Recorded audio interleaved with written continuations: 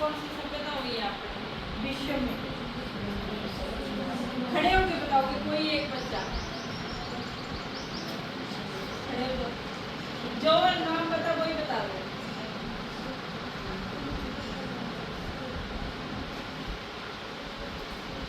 सिंधु घाटी सभ्यता, मेसोपोटामिया सभ्यता, ये हुई है ना। जैसे इंडिया का पूछ ले तो कौन सी सभ्यता थी? सिंधु घाटी सभ्यता। और उसके पैरेलल में अगर विश्व का पूछ ले तो मेसोपोटामिया की सभ्यता। और मैं आज हम कौन सी सभ्यता के बारे में पढ़ेंगे? सरस्वती सिंधु सभ्यता। बेटा संस्कृति किसका नाम है? नदी का नाम है, जगह का नाम है, किसका नाम है? नदी का। नदी का। और ये कोई भी सभ्यता थी, जैसे मान लो मेसोपोटामिया की सभ्यता थी, वो कौन सी नदी के किनारे थी? गंगा और फरात नदी के किनारे। तो ये सारी सभ्यताएं नदी के किनारे ही क्यों फली फूली? बताओगे कोई? हाँ बेटा कोई बात नहीं, आप खड़े होकर बताइए।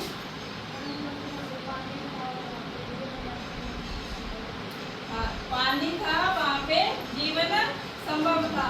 क्या पुराने समय में परिवहन का साधन कौन सा था?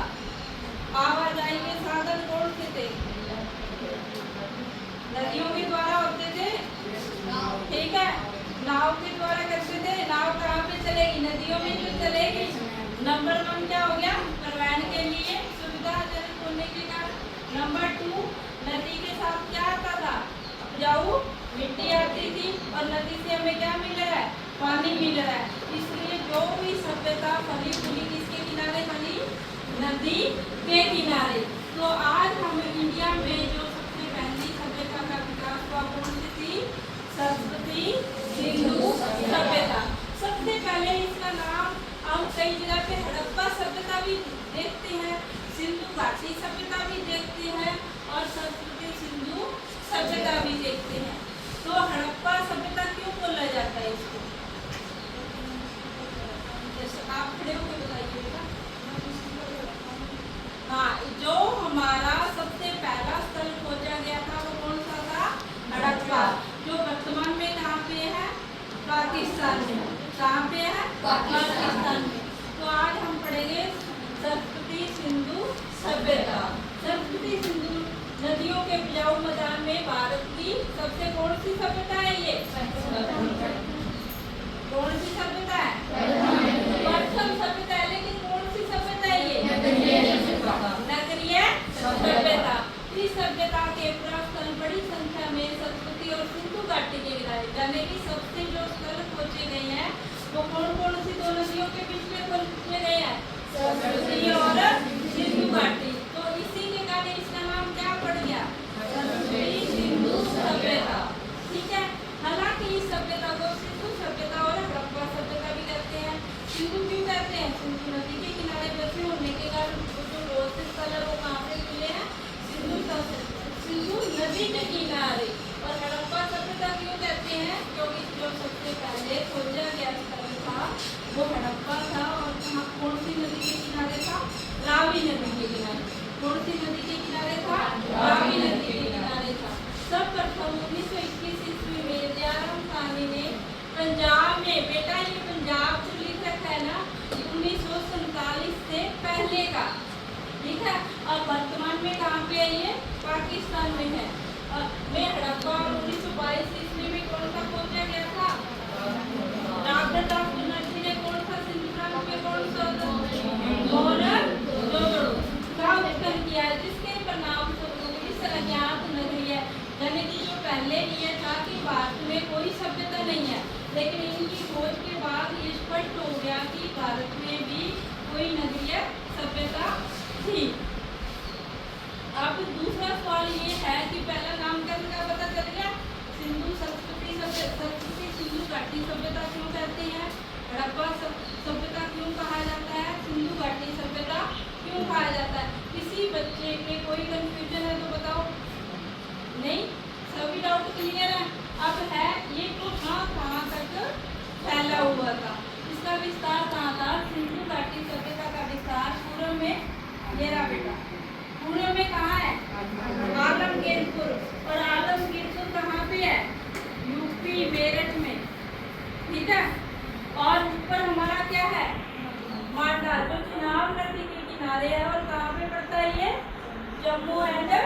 कश्मीर में। और जो दक्षिण की तरफ है ये कौन सा है? और अहमदाबाद कहाँ पे पड़ता है? महाराष्ट्र में। और कौन सी नदी के किनारे है? परवरा नदी, जो कि गोदावरी नदी की सहायक नदी है। अब हमारा पश्चिम में कौन सा है बेटा? कांगेडोर। ये कहाँ पे पड़ता है? बलूचिस्तान। कहाँ पे पड़ता है? बलूचिस्तान। अब ये चारों का पता चल गया। मांडा कहाँ पे है? और पूर्व में कौन सा पड़ता है? और पश्चिम में कौन सा है? और दक्षिण में कौन सा है? किसी को कोई कंफ्यूजन है? अब यहाँ से यहाँ तक इसकी कितने किलोमीटर दूरी है? 1400 किलोमीटर। वर्ग किलोमीटर नहीं लिखोगे, सिर्फ 1400 किलोमीटर। क्या लिखोगे? 1400।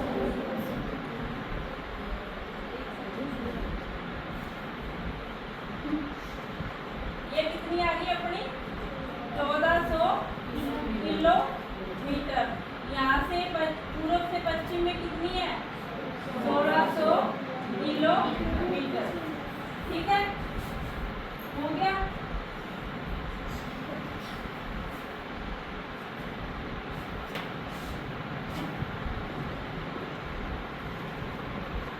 अब है इसका क्षेत्रफल कितना है, इसका एरिया कितना है।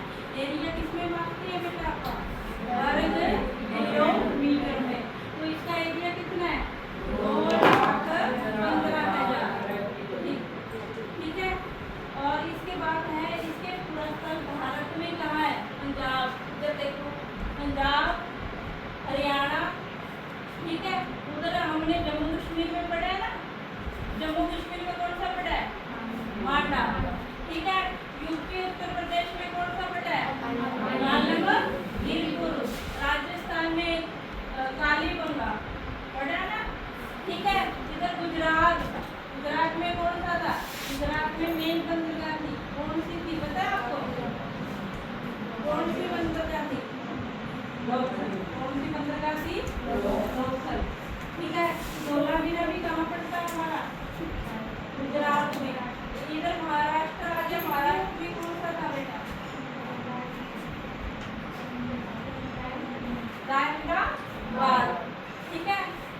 और ये देखो इसके पूर्वोत्तर भारत में पंजाब, हरियाणा, जम्मू कश्मीर, पश्चिमी उत्तर प्रदेश, उत्तर राजस्थान, गुजरात। पाकिस्तान में कौन सा है? बलूचिस्तान, सिंध आदि प्रांत मिलते हैं। अब ये आ जाता है कि हरियाणा में कौन से है। तो हरियाणा में कौन सी है? बनवाली और राखी गढ़ी। और सिंध में कौन सा है? और हड़प्पा कौन सी जो उसमें है? आगे है धोलावीरा किसमें है? कालीबंगा। अब मुझे ये बताओ कि सिंधु घाटी सभ्यता का क्षेत्रफल कितना है? 2,15,000 वर्ग किलोमीटर। पूर्व से पश्चिम कितना है? 1600।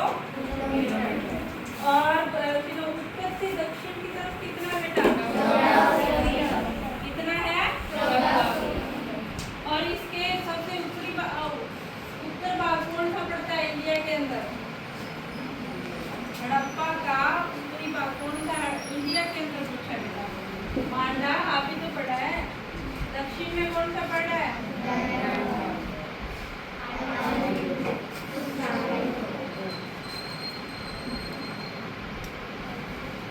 अब हमारा आता है ये किसके कारण फेमस है? जो हड़प्पा सभ्यता है वो किसके कारण फेमस है? किसके कारण फेमस है? नगर योजना के कारण। किसके कारण है? इसकी पहले नगर योजना की क्या क्या विशेषता रही होगी? वो क्या संस्कृति सिंधु सभ्यता की नगर योजना में क्या था? समरूपता थी। मान लो पक्की नलियां हैं, एक जगह मिल रही है, हड़प्पा में मिल रही है, तो वैसे ही सेम कहाँ पे मिलेगी? मोहनजोदड़ो में मिल रही है। ठीक है। ऐसे आगे कुछ क्षेत्रों में विभेद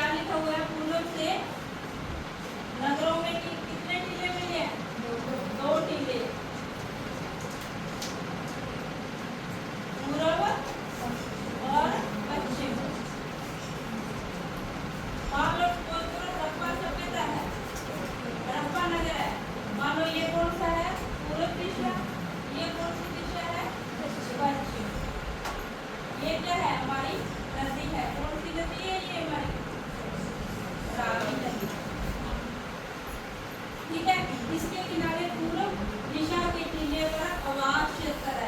यहाँ मान लो ये टीला है पूर्व वाला, यहाँ पे कौन सा क्षेत्र है? आवास। ठीक है। और पश्चिमी टीले पर दुर्ग स्थित है, यहाँ पे दुर्ग है, और जो दुर्ग है वो ऊंची स्थान पर बनाए गए हैं। ठीक है। ये नगर मजबूत और प्राचीन से युक्त है, यानी कि इनके चारों ओर क्या बनी हुई है? इनके चारों ओर दीवार बनी हुई है ताकि इसकी रक्षा हो सके। और ये देखो जो आवास स्थल थे वो हमेशा नीचे की तरफ बनाए जाते थे, और ये थे दुर्ग थे वो थोड़ा ऊंचे थे। इसमें क्या होता था? प्रशासनिक अधिकारी वगैरह रहते थे, इसमें आम जनता रहती थी। ठीक है।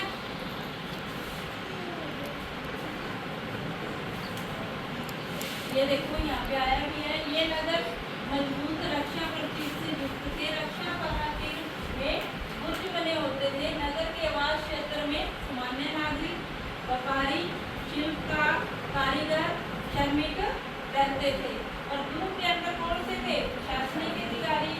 सार्वजनिक भवन। सार्वजनिक भवन कौन से होते हैं बेटा? जो पब्लिक प्लेस होता है, उदाहरण के लिए लगा लो स्कूल है, ग्राम सभा है, ये क्या है? हमारे पब्लिक प्लेस है। ठीक है। और अन्नागार। अन्नागार क्या होता है बेटा? जहाँ पे अन्न रखा जाता है, बड़े बड़े गोदाम बने होते हैं ना, वो वाले। सिंधु संस्कृति सभ्यता की, ये देखो ये पहला पैरा किसका आ गया हमारा? रक्षा प्राचीन का, यानी कि कितने भागों में डिवाइड था वो वाली चीज इसमें आगे आती है हमारी सड़कें। ठीक है। सिंधु घाटी सभ्यता की नगर योजना में सड़कों का भी प्रमुख स्थान था। मुख्य सड़कें नगर को 5-6 खंडों में विभाजित करती थी। देखो बेटा कैसे थी ये सड़कें, बताती हूँ।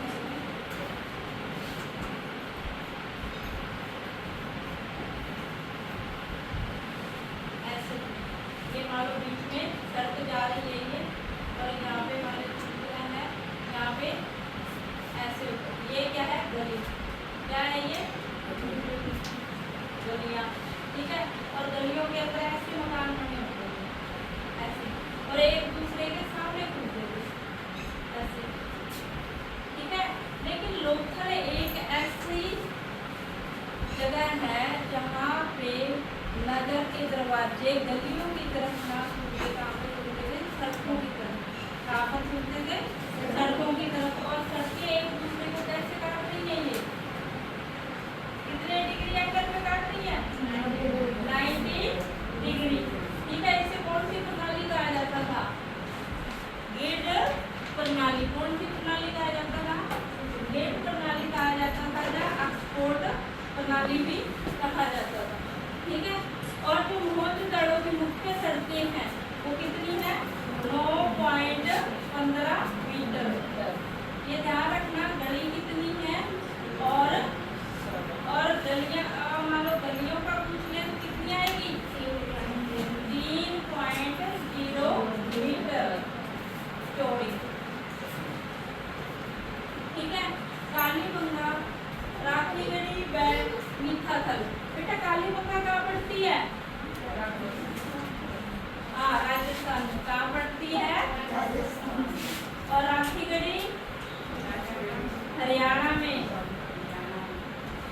ये तो हरियाणा में वर्तमान में ये कहाँ पे आ रही है? झांसी जिले के अंदर इसमें है। और मीठाथल कहाँ पे पड़ता है? भिवानी। कौन सी है? भिवानी। ठीक है। सड़कें कच्ची होती थी, साफ सफाई पर विशेष ध्यान दिया जाता था। दूसरा पॉइंट हमारा क्या आ गया? सड़कें। ठीक है। आगे थर्ड पॉइंट हमारा क्या है? नालियाँ कैसे बनाई जाती थी, भवन कैसे बनते, इनको का वहाँ पर कैसे होते थे, वो हम आगे देखते हैं।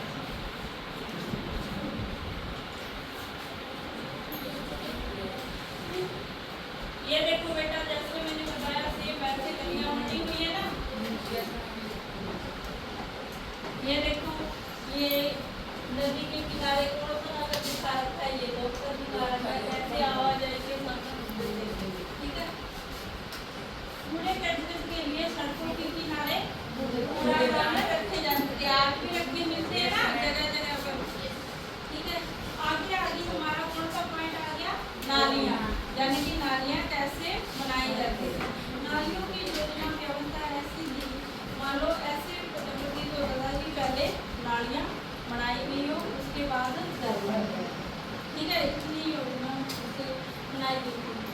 की नालियाँ सड़कों के किनारे बड़े नाले में गिरती थी।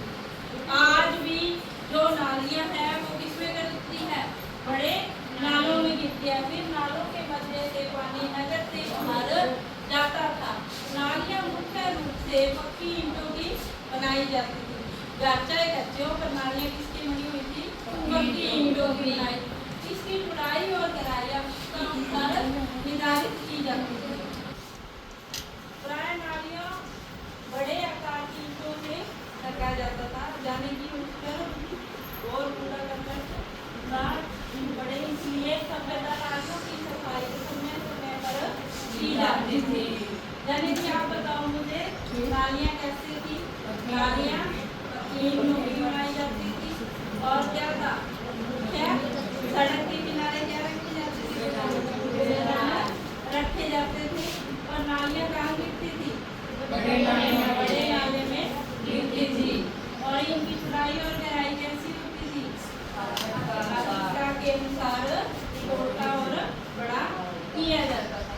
ठीक है, आगे है संस्कृति सभ्यता की आवासीय करने की। अब क्या क्या सवाल है? कैसे आवासीय का मतलब क्या होता है? जहाँ लोग रहते हैं। सामुदायिक कैसे होते हैं?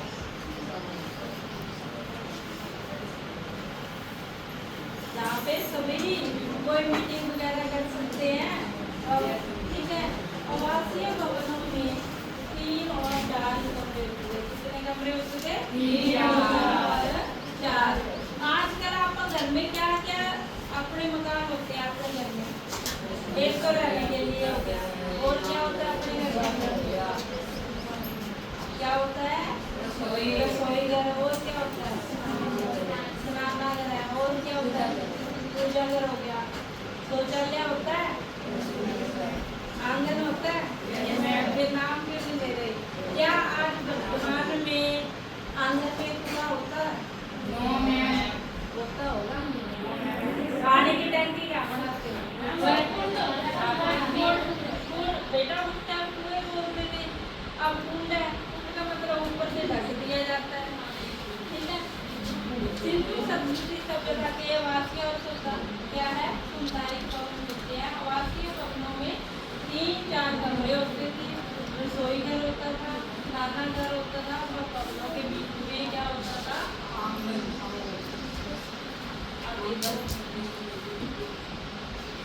ऐसे मान लो आवासीय स्थान होते हैं। यहाँ पे क्या है? कमरे हो गए। इसमें क्या आ गया? आंगन आ गया। क्या आ गया? आंगन। मकानों में खिड़कियाँ, रोशनदान, फर्श, दीवारों पर प्लास्टर, शास्त्र भी जितने आजकल होते हैं भाई, खिड़कियाँ होती हैं। होती है क्या?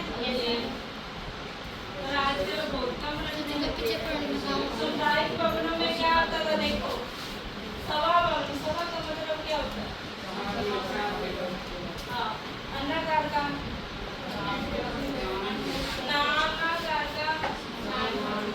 जहाँ स्नान करने जाते हैं।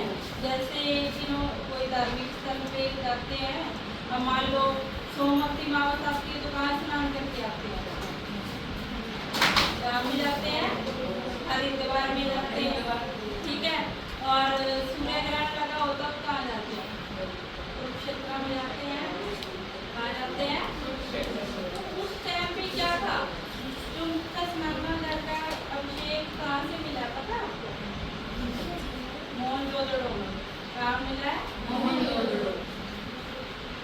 ठीक है, आगे क्या है? इन भवनों में जो ईंटों का आकार था वो भी समान अनुपात में। आज भी आप समान अनुपात में ईंटें बनाते हैं। ये तो नहीं कोई बड़ी बना दी, कोई छोटी बना दी। मान लो ये भवन बनाया तो 1 अनुपात में बनाया, तो इस टाइम में 1 अनुपात में बनाया जाता था। इन भवनों में कौन कौन से अनुपात की ईंटें हैं? 1 अनुपात, 2 अनुपात और दूसरा क्या था? 1 अनुपात, 2 अनुपात, 4 अनुपात। ठीक है, अब नगर योजना की विशेषताओं में सबसे पहले आता है रक्षा पराधी। ठीक है, राज भी आप बताइए इसमें कैसे क्या है?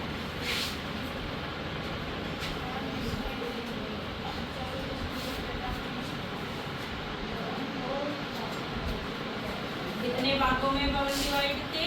2। कौन कौन से थे? पूर्वी जिला और पश्चिमी जिला। पूर्वी जिला में कौन रहते थे? आवासीय स्थान, आम लोग, जिसमें व्यापारी कारीगर रहते थे। और जो पश्चिमी जिला था उसमें कौन से रहते थे? और ये बताओ कि हर नगर 2 भागों में डिवाइड था, लेकिन कोई नगर ऐसा भी था जो 3 भागों में डिवाइड था। बेटा धौलावीरा एक ऐसा स्थान था जो कहाँ पे पड़ता है? गुजरात में। तो उसको 3 भागों में डिवाइड किया गया था। जो तीसरा भाग था उसे क्या, कौन सा भाग बोलते थे? मध्य भाग बोलते थे। बैठ जाओ। और क्या ये रक्षा प्रति का मतलब क्या है? रक्षा का मतलब क्या होता है? सुरक्षा। इसका मतलब क्या होता है? चारों ओर दीवार बनाई जाती थी। ये समझ आ गया। दूसरा पॉइंट हमारी सड़कें। कानून खड़ा हो जाए। सड़कों के बारे में कैसे क्या बताओगे आप?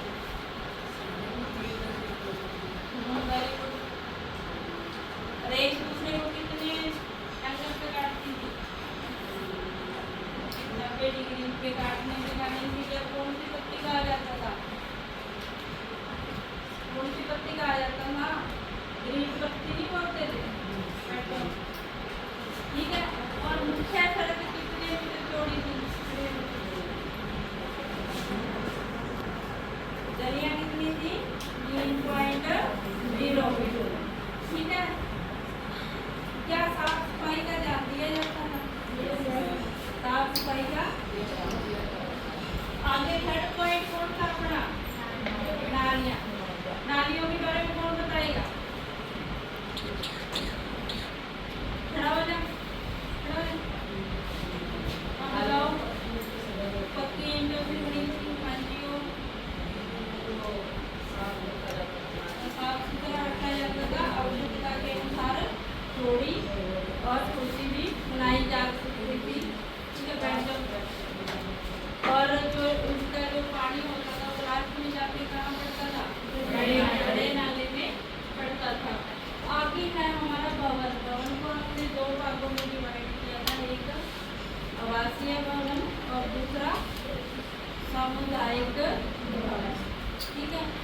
ईंटें कैसी थी? समान अनुपात में थी। उनका अनुपात क्या क्या रखा जाता था?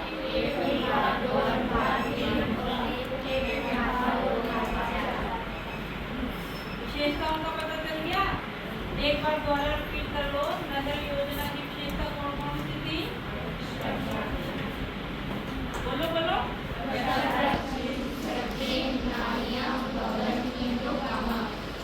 अब बेटा क्वेश्चन ये आ गया ना, आपने पहले क्या करना है? ऐसे राउंड बना के उसमें लिखोगे नगर योजना की विशेषताएं। 1.1 बोलते रहो। राहगीर, सड़कें,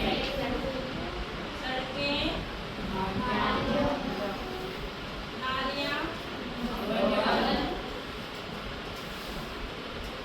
भवन, ईंटों का भाग।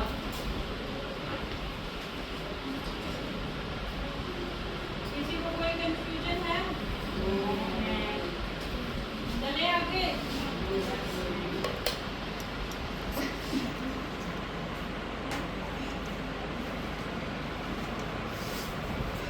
आगे है सरस्वती सिंधु घाटी की कला। कला में क्या क्या लेते हैं बेटा आपका? हाँ, खड़े हो बताओ। खड़े हो। मिट्टी के बर्तन, सोने के बर्तन, ठीक है, धातु कोई भी और उनके बर्तन सारे किसमें आते हैं? हमारे कला में आएंगे। ठीक है। सरस्वती सिंधु घाटी की कला के अंदर कौन कौन से उसका यूज करते थे? इसका यूज करते थे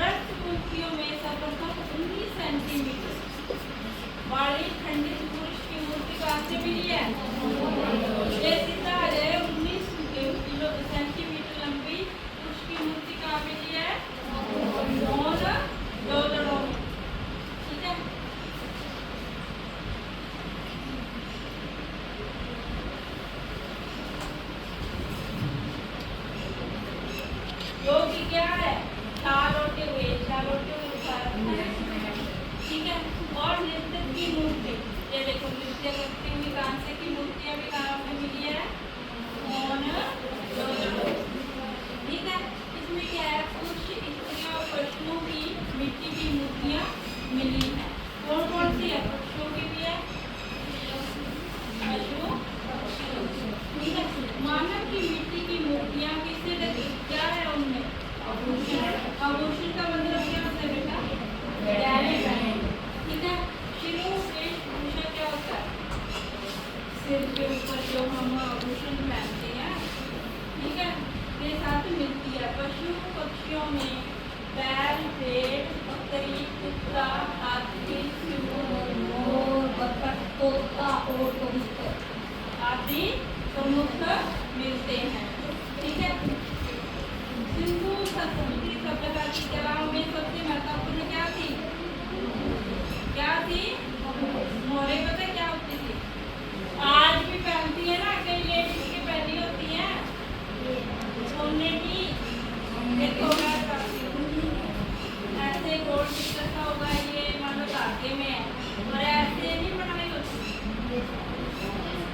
पहनती है ना। और कईयों के यूं भी होता है, ऐसे बीच में चकोर होएगा, देखिए आपको बहुत कम मिलती है, ठीक है। इन कठपुतलियों को उपकरणों से पशु पक्षियां, दही देवताएं, लिपि को अंकित किया गया है, ठीक है। सलखड़ी का मतलब क्या होता है, शेर खड़ी का मतलब बहुत ही मुलायम पत्थर, दो मेज, शंख, हाथी दांत, सोने चांदी तांबे के, इसमें कौन कौन से भूषण आते थे, चूड़ियां, हार, इसके अंदर किसके पहले मिलते थे,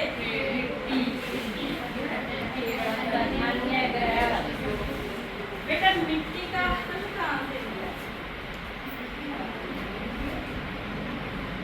एक आता है जोते हुए खेत कहाँ से मिले हैं, एक मिट्टी का हल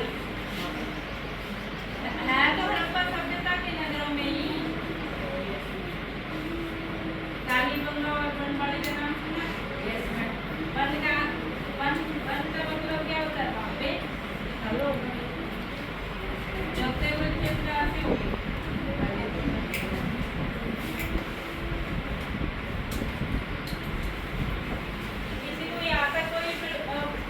प्रॉब्लम, मोहरे कैसी थी, चकोर, आयताकार और गोलाकार भी दिखी। अन्नागार क्या होता है, अन्नागार क्या होता है, दुर्ग क्या थे,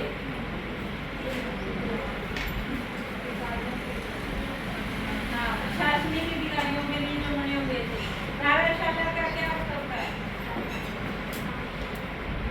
योगशाला, कार्यशाला, लिपि, क्या इसकी लिपि पढ़ी जा चुकी है, हड़प्पा की पढ़ी जा चुकी है, नहीं भी पढ़ी जा चुकी, इसलिए हड़प्पा सभ्यता है वो उसी उसमें आते हैं आदि ऐतिहासिक स्रोतों में गिने जाते हैं, यानी कि लिपि तो है लेकिन पढ़ा नहीं जा सका, ठीक है। राजनीतिक जीवन, अब इसका राजनीतिक जीवन कैसा था, वहाँ प्रशासन कैसे चलता था, वहाँ पे प्रशासन कैसे चलता था, उनके बारे में है, ठीक है। आगे है सिंधु संस्कृति सभ्यता का प्राचीन शिक्षण अत्यधिक क्या था, व्यापक था, क्या था, व्यापक था, यानी कि ये क्या था, हरियाणा में भी थी, राजस्थान में भी थी, पाकिस्तान में भी फैली हुई थी, ये इधर पाकिस्तान में भी थी, अफगानिस्तान में भी फैली हुई थी, ठीक है। लेकिन इसकी किसके कारण फेमस थी ये,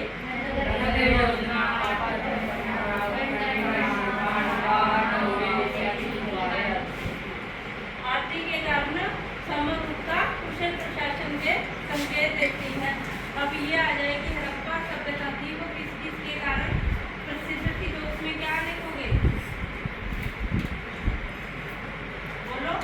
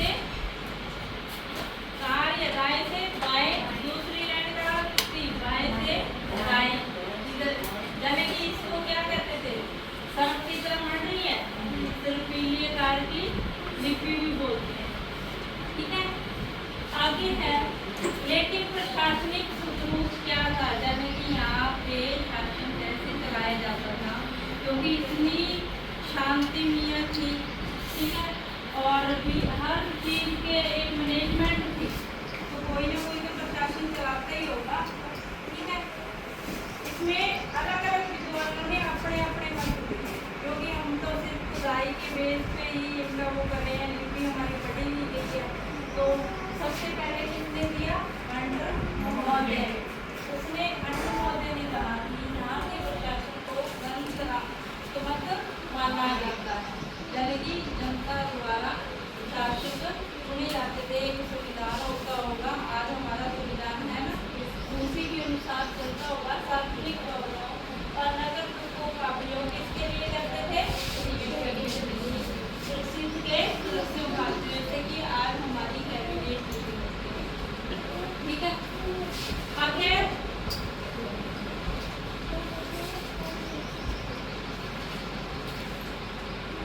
आगे सार्वजनिक भवनों और नगरों का उपयोग किसके लिए होता था, प्रसिद्ध के, ठीक है। यानी कि व्हीलर ने तो क्या कह दिया, अंडर महोदय ने क्या कह दिया,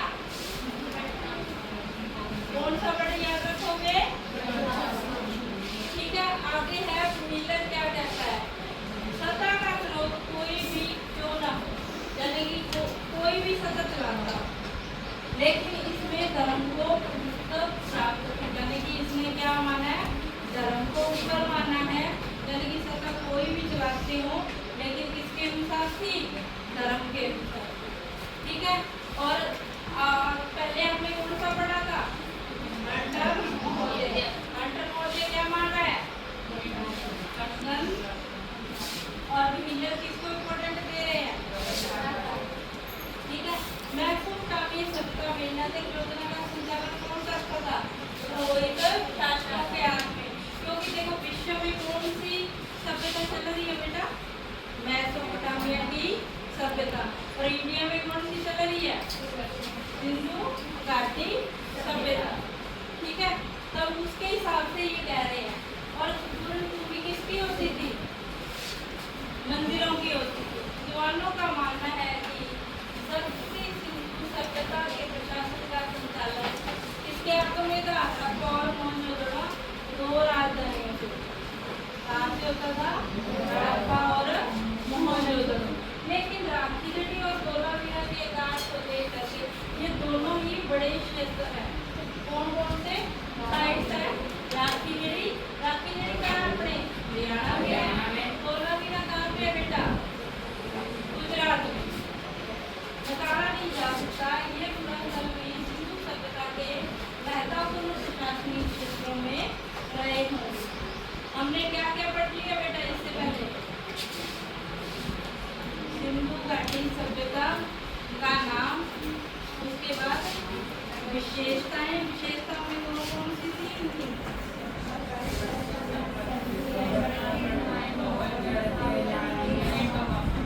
और सबसे पहले खोजा गया क्षेत्र कौन सा था, हड़प्पा। किसने खोजा,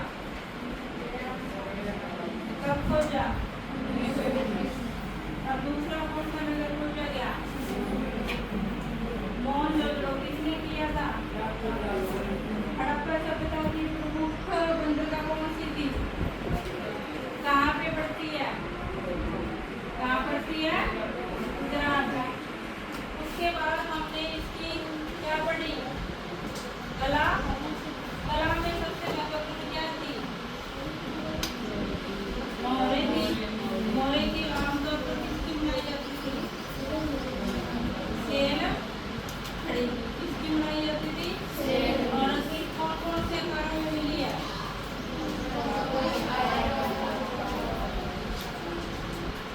और जो 19 सेंटीमीटर लंबी कृष्ण की मूर्ति कहाँ से प्राप्त हुई है, नीचे गिरती हुई मूर्ति कहाँ से, मोहनजोदड़ो से। और उसके बाद हमने राजनीतिक जीवन में अलग अलग विद्वानों की क्या क्या राय रही है,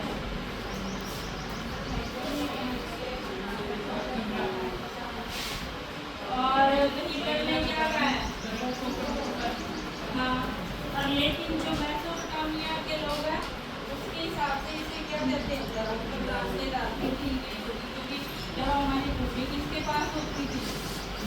के पास लेकिन संचालन कौन कर रहा है? रोहित और शासन कौन कर रहे हैं? और दो बड़े नगरों के नाम बताओ। ये देखो बेटा, ये सारी मोहरों के निशान से है। देखो ये क्या है? एक सींग वाला बैल दिखा रखा है, तो इसका मतलब बैल को प्रमुखता देखते होंगे वो, ठीक है। ये देखो ये कटी हुई है, ये बैल है, ये देखो अलग अलग निशान के भी दिखा रहे दिख रहे हैं। यानी कि जो हमारी लिपि थी वो क्या थी? चित्र में थी। ये देखो अलग अलग, तो समझ में आ रहा है इनका। फिर मान लो ये लाइन किससे लिखी हुई? दाएं से बाएं लिखी गई होगी। ये क्या लिखी हुई? बाएं से दाएं ऐसे लिखी हुई है। ये क्या पता चल रहा है? ठीक है। इनका जो ये देखो बैल दिखा रखे हैं, आप गाड़ी दिखा रखी है, ये लिपि थी हमारी, ठीक है। जो दो पुस्तकों से 250 से लेके 400 तक इसके दिन बताए जा रहे हैं, ठीक है। अब आया था सामाजिक जीवन, और का हमने राजनीतिक जीवन पढ़ लिया। अब क्या है? सामाजिक जीवन। ये सामाजिक जीवन में क्या क्या आता है बेटा? हमारा रहन सहन, किस प्रकार के हम वस्त्र पहन रहे हैं, हमारा आभूषण ऐसा। तो हमारे आज के कितने क्वेश्चन पूरे हो गए? हड़प्पा सभ्यता का नाम, उनकी विशेषताएं, उनका राजनीतिक जीवन, ठीक है। कल हम इससे आगे बढ़ेंगे।